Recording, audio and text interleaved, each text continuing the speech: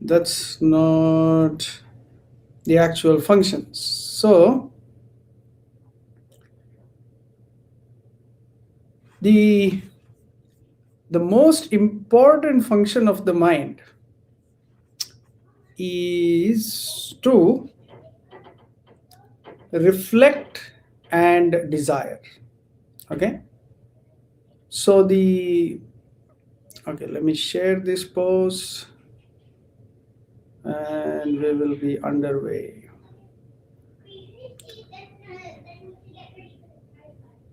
Function of mind as per Ayurveda.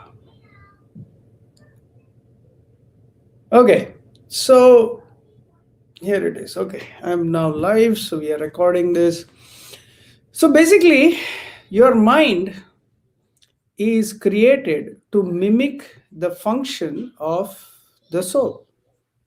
Okay, so your mind is created to mimic the function of the soul. So in the spiritual world, the soul has a spiritual mind. Now your mind is in the material body. So Ayurveda says, and yoga also says, your mind mimics the function of the soul. Now that can, so what is the function of the soul? Is to reflect and desire, right? So the mind reflects and desires, right? Let's ask Jia. Whenever you see ice cream, you desire for ice cream, correct? Yeah? Right? So if you see something, the mind reflects it, then you want it. I have two kids. So one kid has something, the other one wants it. Why does he have it, right? So immediately the mind reflects and desires, right? So what is happening in this world? So that is creating envy, correct? So when we fight with someone, when we become envious of someone, so what is happening? So we are uh, uh, so we find that we connect with different people, and we have so we think of the mind, and the mind is desiring, right? So the mind is desiring so many things, and the mind is having so much data today from the phone 24 hours. Then we have so much data from the television, from so many things. Then we build up a set of expectations, right? So mind's function is to desire. Now this desire, when it goes beyond a certain point, then the mind goes crazy, as we speak, right? So your desire, you do not have any more control. So then envy. So everyone lives on, so everybody is kind of affected by it. You see, now today there is racial divide, color divide, religion divide. So all this is because the mind is desiring based on mode of passion. So the mind is affected by the three modes. The function of the mind is to reflect and desire, and the mind is affected by the three modes of nature. So when the mind is in the mode of passion, when the mind is in the mode of passion, so mind desires, so the mind desires material, so to speak. And this material desire of the mind is the cause of all the entanglement. So one needs to have desire, because desire is the function of the mind, is the function of the soul. So that is reflected. So the function of the soul is to desire for a higher spiritual desire. So the soul is in spiritual world with the Lord, and he's having a spiritual desire. But right now the soul is entrapped in this body. So his representative or his function is reflected function by the mind. So mind is trying to execute these desires, and the problem is the soul can execute unlimited desires. The mind can execute only limited desires. So thinking is the first function. Thinking means to desire. to reflect and desire. Now, what is the secondary function of the mind? After you desire, what do? You accept or reject that desire. Right? You accept or reject that desire. Correct? So many times we think we should do this, we think we should do this, or when you want to do it, you are like, you accept or you reject that desire. And this desire goes through three phases of execution. First, you think of that desire, then you will for that desire, and third is you feel for that desire. So thinking, willing, and feeling. So mind goes through three steps of executing the desires: thinking, willing, and feeling. So when we have certain desires, right, so which is the actual function of the mind, to desire. Now the quality of the desire, so desiring is function, you cannot stop it, correct? Even if you want to stop it, you cannot, is the function. But what is the quality of your desire? So when the mind changes the quality of its desire, then the mind becomes healthy. So the mind has to change the quality of its desire. So when the quality of desire is changed, it becomes healthy. So what do you mean quality of desire? So when the mind understands, so when we engage the mind in higher knowledge and we increase the level of intelligence, then the intelligence guides the mind to a higher level of function, a higher level of thought, and the mind doesn't engage in mode of passion. So the Ayurvedic lifestyle, what we call dinacharya, is meant to control the mind from cultivating unnecessary desires. Okay, if you want to be healthy, it's not just about diet, it's not just about eating well, it's not just about so eating, sleeping, then desiring. So desiring, what we should desire? We should desire to always be calm, peaceful, healthy. So when we are desiring good health, when we are focusing on cultivating a health that is very stable, very calm, prasanna atmendriya manaha. So the definition of health as per Charaka, he says that prasanna atmendriya manaha. So when your senses and the mind are prasanna, are happy, swastha ityabhidhiyate, such a person becomes healthy. Such a person is called healthy. You should always be blissful, you should always be happy.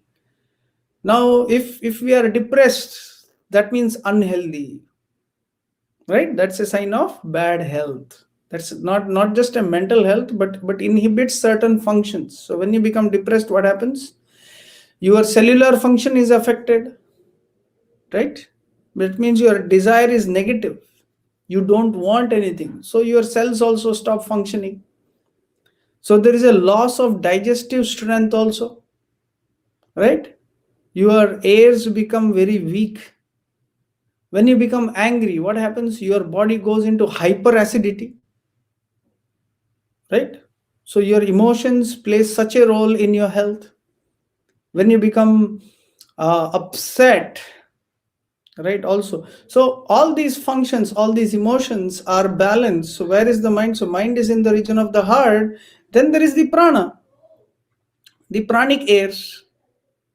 Now what happens to the pranic airs? So when you are when the mind works, when the mind is working, the pranic airs are moved. The pranic airs start moving. So in the heart, there is Vyanavayu. Right? There is Vyanavayu. There is also something called as Sadhaka Pitta in the heart. So there is an element of Kapha, there is an element of Pitta, there is an element of Vata. All three. Right? So they get affected. So in your brain, cerebrospinal fluid, there is something called as tarpaka kapha. So when you are depressed, what happens? That kapha goes dry, right? Your scalp goes dry, you become very dry, you become very dejected. So that, and then in your heart, when there is unresolved emotions in your heart, so the Quieten kapha, there is attachment, right? So Quieten, hold on to. So kapha itself means to hold on to. That's why your body is bound together. Now that becomes that holding on to, right? So that kapha, then that vata. So kapha gets affected, it becomes heavy because your attachment is very strong. A yogi is very light, right? So when you eat too much, you become heavy, correct? Attachment, overeating. So similarly, when you overthink, your mind, your thought space, you have ethereal space, that also becomes heavy. So the function of the mind is very important. You should know how to turn away your mind from these things. So that is why sometimes change of place, you go on a vacation, right? So that your mind is taken out of the environment where it is getting a certain kind of thought, right? So every Friday, every company invests where their employees go out and try to have some fun. They change the space because in the same space, same thought you get, like it's like every day you're pricking the pin at the same point, right? When everybody is kind of hurting you, the same place, same every day, and you keep on thinking of it, it goes deeper and deeper and deeper. So therefore we should learn to, first of all, we should learn this is like sticking, the thought is sticking onto you, it is hanging onto you. So you need to remove that gum so that that thought just falls off. So that that thought doesn't stick to you, so that depression doesn't come to you.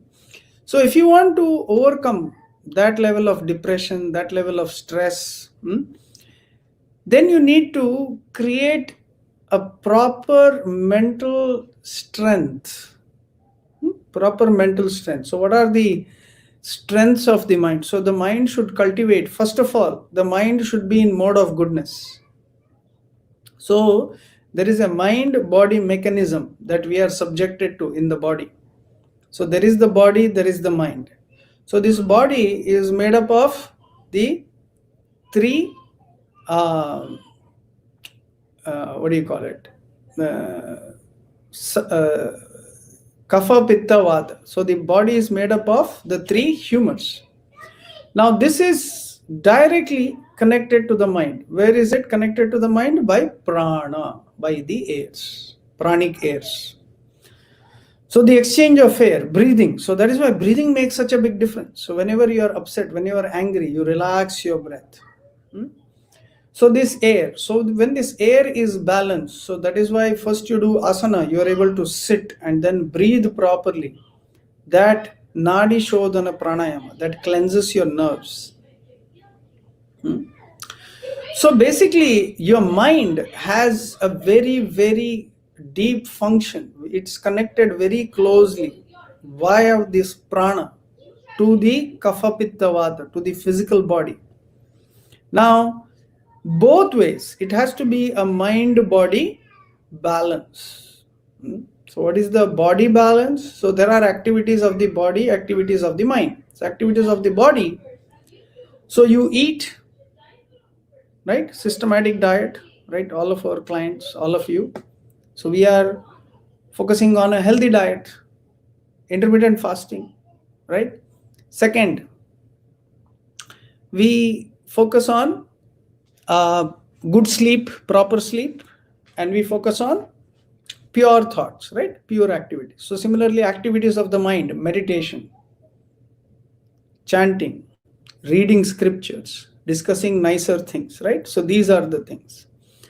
So the activities of the mind, how you think. So you should keep the mind clear. How you think, all this. So there is a mind body beautiful synchrony, synergy. All right. So let us focus on today's meditation. We will focus on the thinking, right? Let us be aware, let us be mindful of our thinking. How we think, how we feel, and how we execute that desire. Now, that actually helps a lot. If we get a control over these functions, you will realize that once you get a hold of the mind, you will realize that the mind slows down. Otherwise it's very fast, right? Same thing happens, you get same stress again, it's very fast. As you slow down the mind, after some time that same stress doesn't affect you anymore, right? So you strengthen the mind. So that is the process of meditation. You slow down the function, then you slowly heal the mind. So this is the reversal of stress. One of the biggest causes of insulin resistance, one of the biggest cause of health problems is actually a mind, unresolved emotions, unresolved stress. All right. So let's start today's meditation on the mind in the guided meditation. Let's start with Jnana Mudra. GA is coming back, or she left? She's coming. Okay. All right. So let's start with Jnana Mudra. Okay. Feel the pulse. Relax.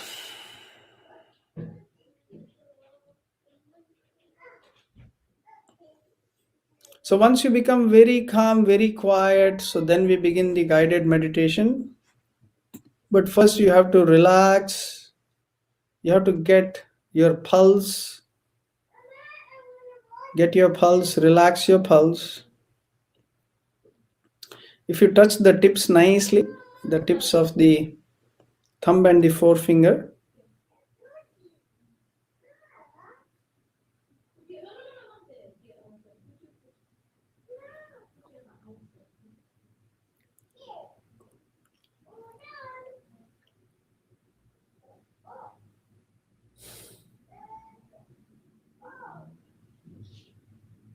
right? So close your eyes and feel a quietness. So the first thing that you need to do, if you want to be mindful, if you want to observe your mind in the Vipassana meditation and everything, what is very important is to quieten the mind. Because if you want to observe your mind, if you want to reverse the stress, first thing is to be quiet. Feel the pulse. So for that you need to engage the mind somewhere. So just focus on the pulse. So this is called Jnana Mudra, therefore.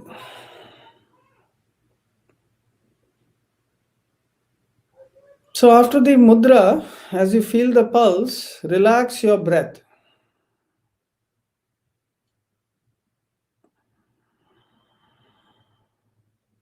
Because the breath moves, thought moves. So as you calm the breath, that is the second method that you will use, your second weapon to heal the mind, to slow down the mind. So the first step is to slow down the pulse, feel the pulse, relax the pulse. So as you calm the pulse, feel the pulse. So Jnana Mudra. As you feel the pulse better, you will feel the pulse in your forearms, like all the way. You feel it all the way up to the shoulder.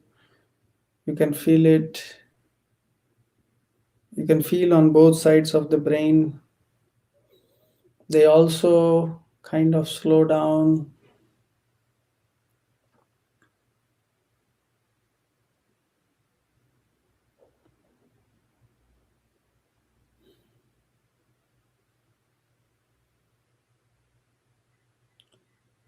So as you experience the pulse, as you experience quietness,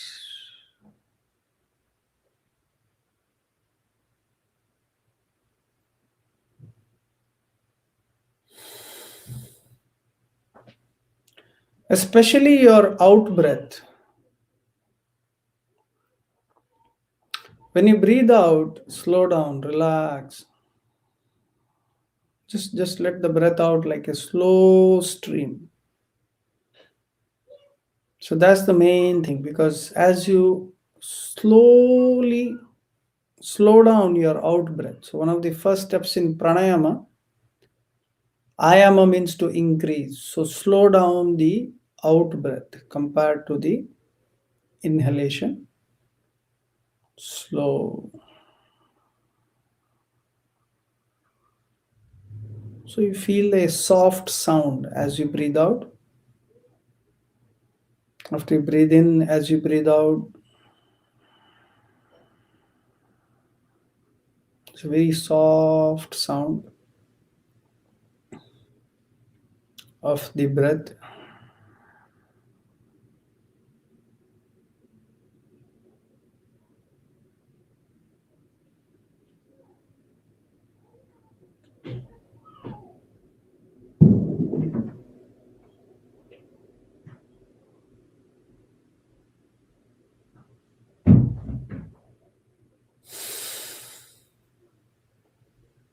As you slow down the breath,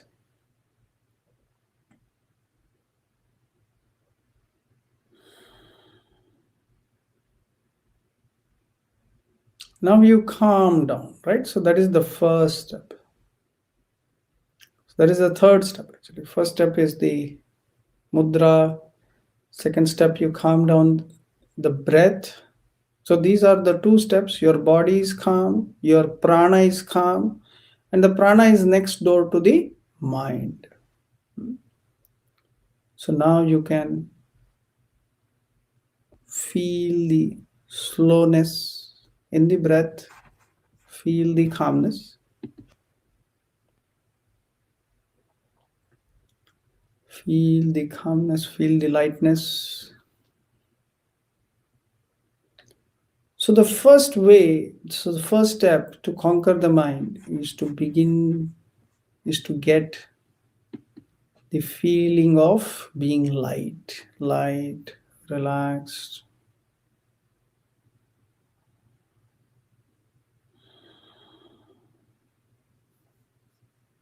As you get the feeling of being light, very relaxed,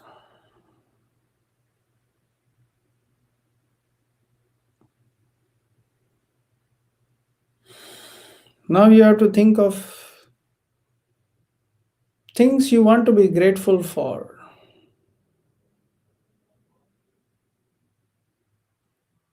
You have to think all the good things.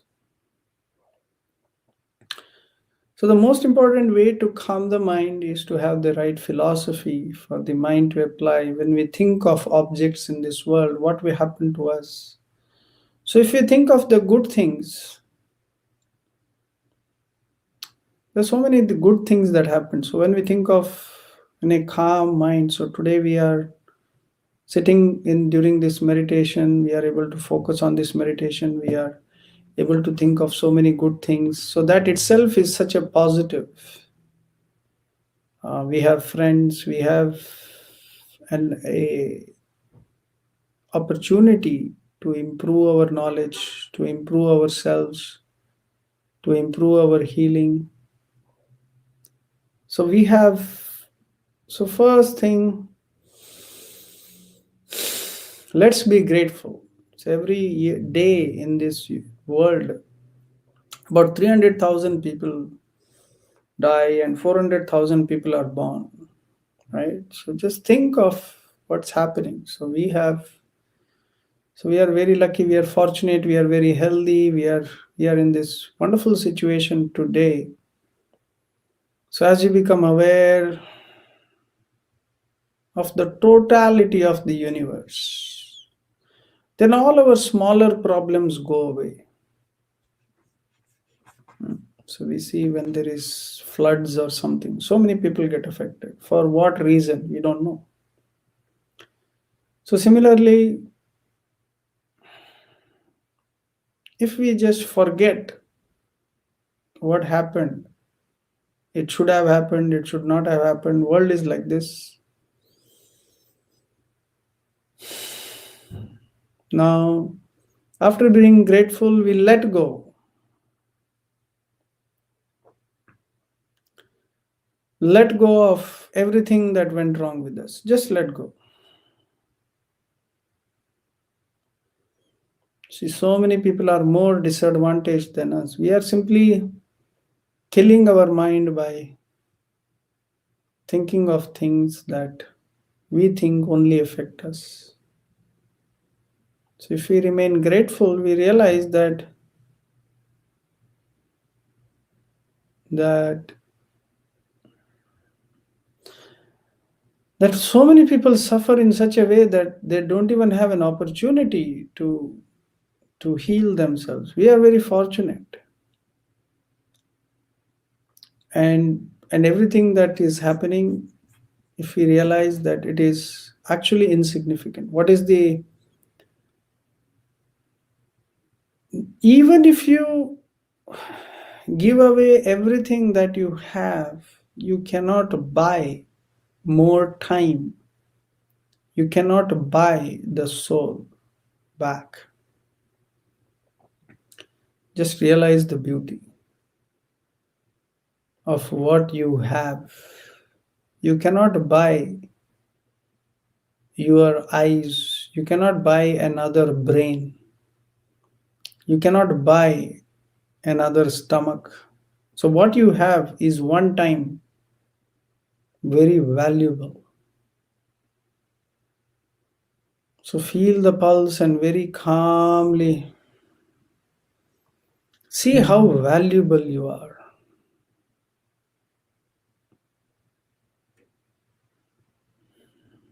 Just reflect on the value of this body and mind.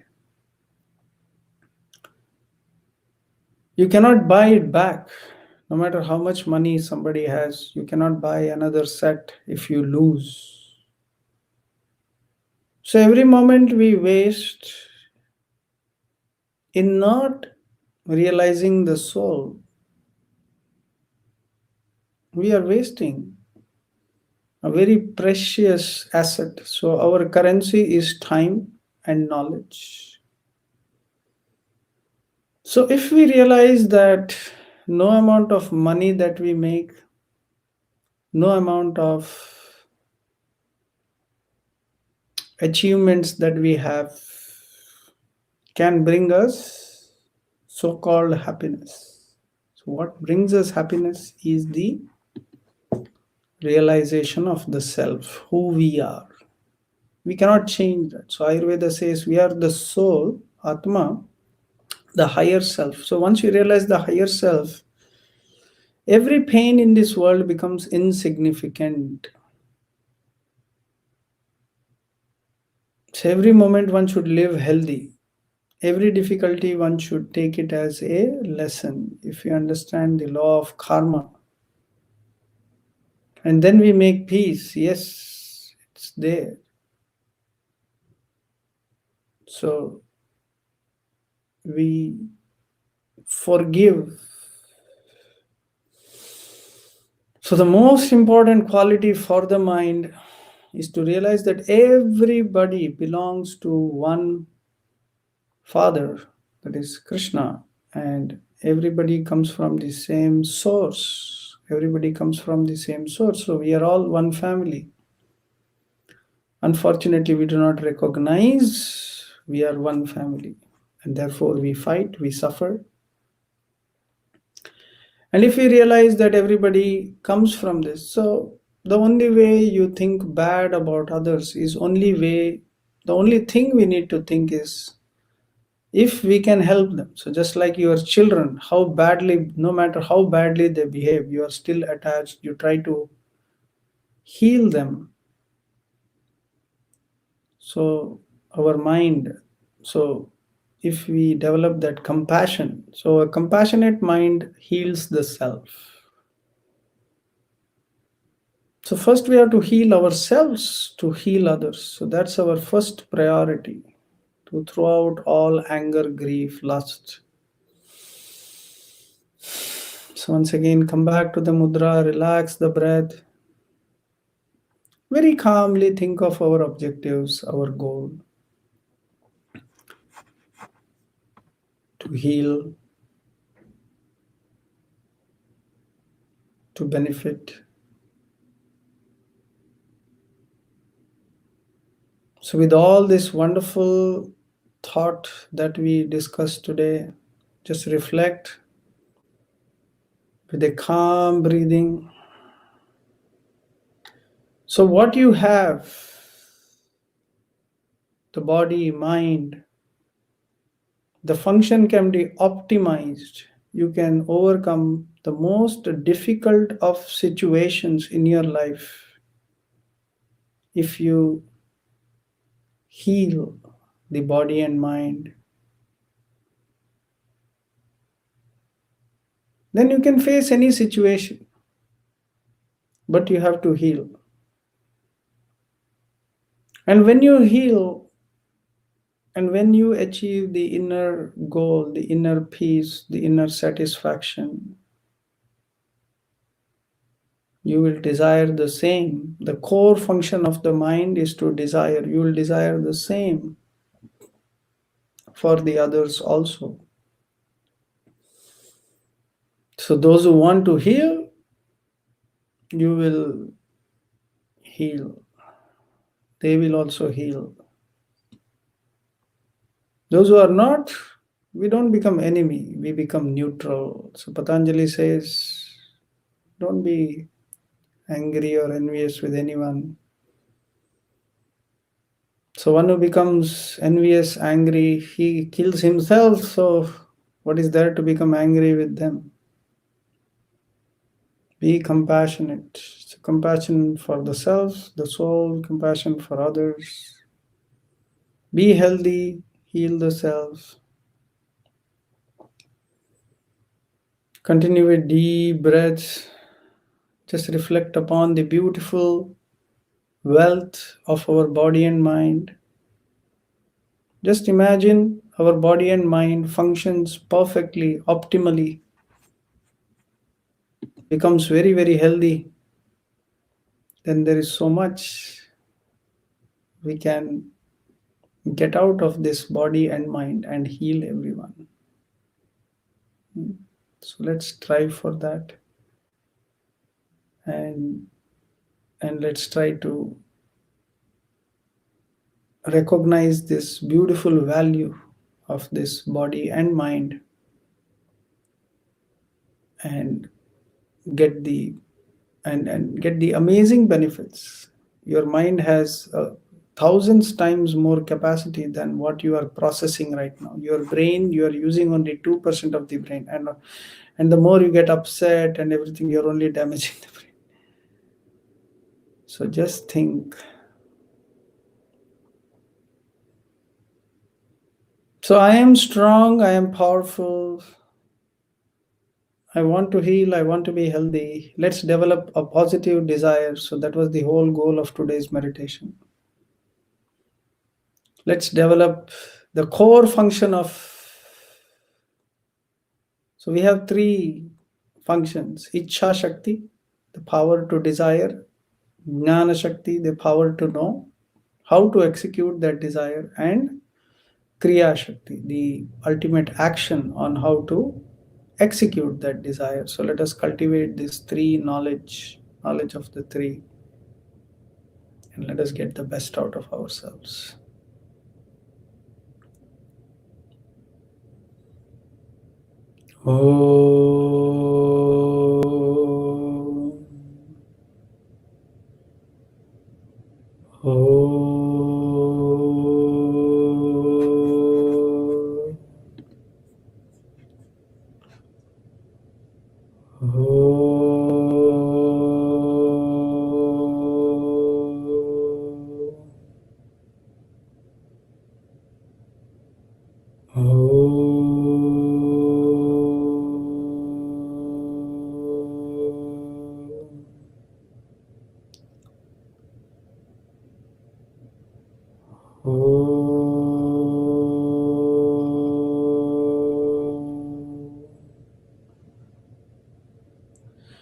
So in summary, the The core function of the mind is to desire,